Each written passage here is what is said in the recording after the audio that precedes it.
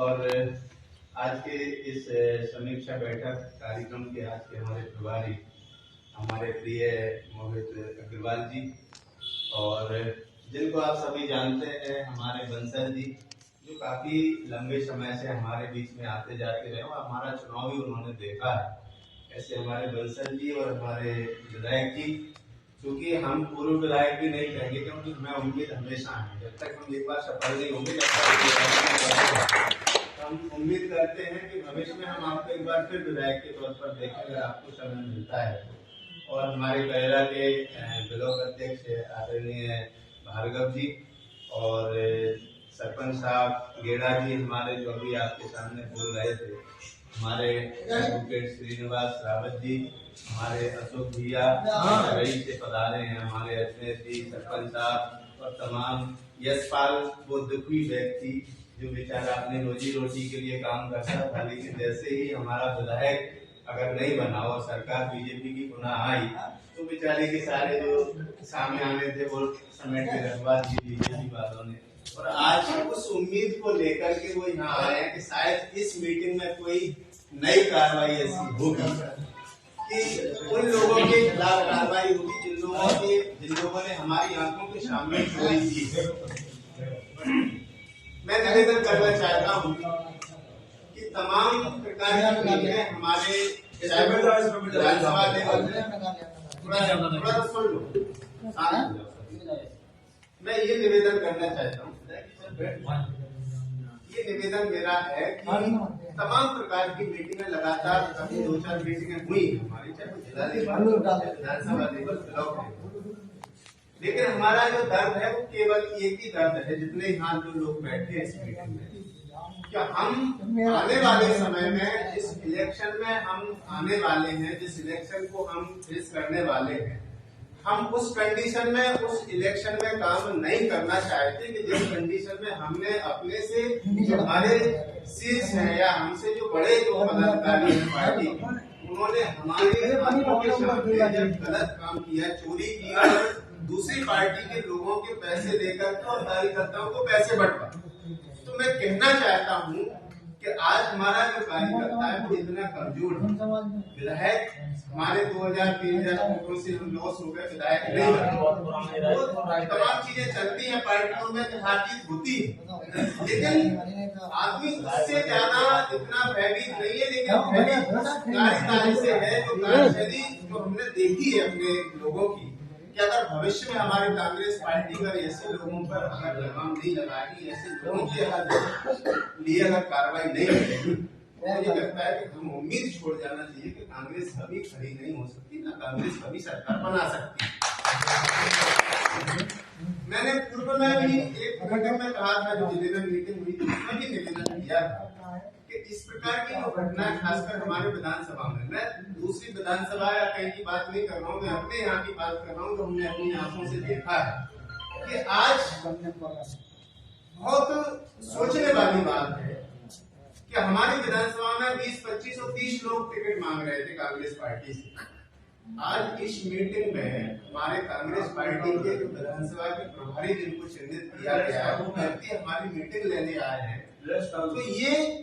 प्राजीलाल के सपोर्टर या समर्थकों की मीटिंग नहीं है,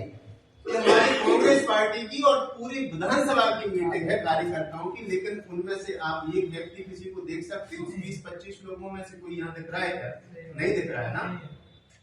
ये इसलिए हो रहा है कि हमारी कांग्रेस पार्टी में, हमारे संगठन में इतना ताकत नहीं है, हमारे संगठन में कोई गाइडलाइन ही नहीं।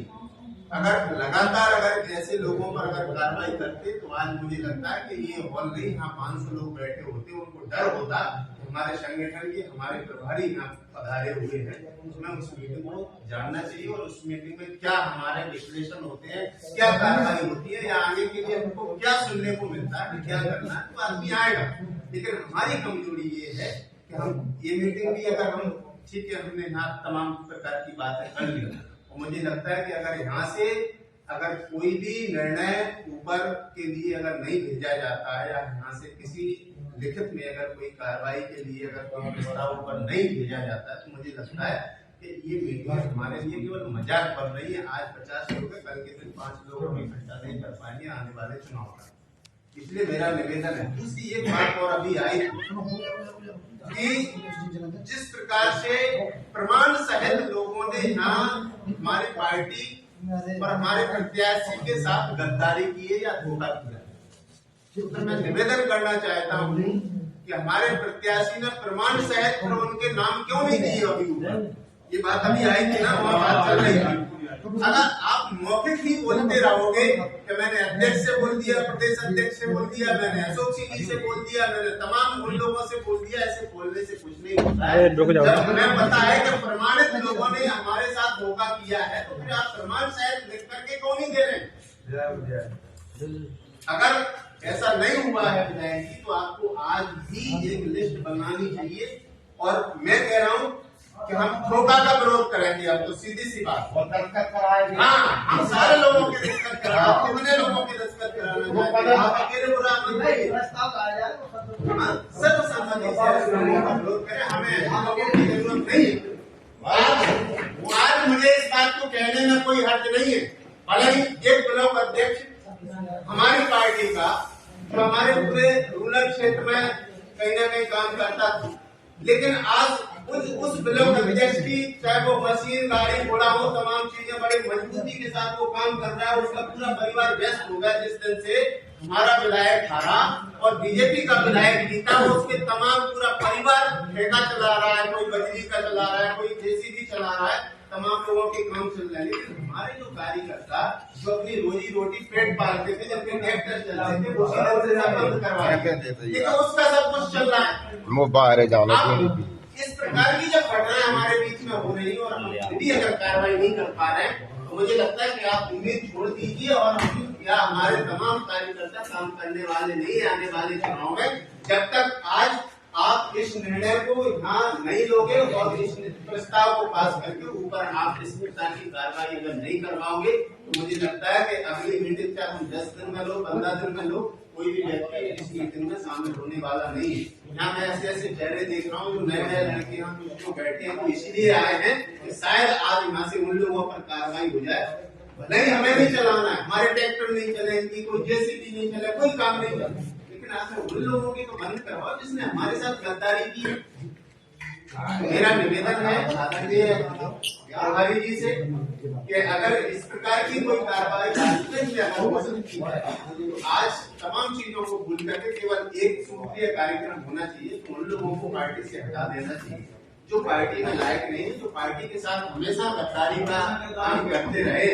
ऐसे लोगों की हमें बिल्कुल जरूरत नहीं है और ज्यादा बात करने से कोई फायदा है नहीं है। इसलिए मेन पॉइंट यही है कि हमें कार्रवाई की बात करना चाहिए और आगे फिर हम किस तरीके से काम करेंगे, वो इसके बाद में सारे लोग अपने आप में सन्नत हो जाएंगे कि हम कांग्रेस पार्टी के जाबाज सिपाही हैं। कांग्रेस वो पार्टी है जिसने देश के लिए बलिदान दिया है, अपने खून से इस देश को सींचा है और हर आदमी को ये अपने आप में ये गर्व है कि हम कांग्रेस पार्टी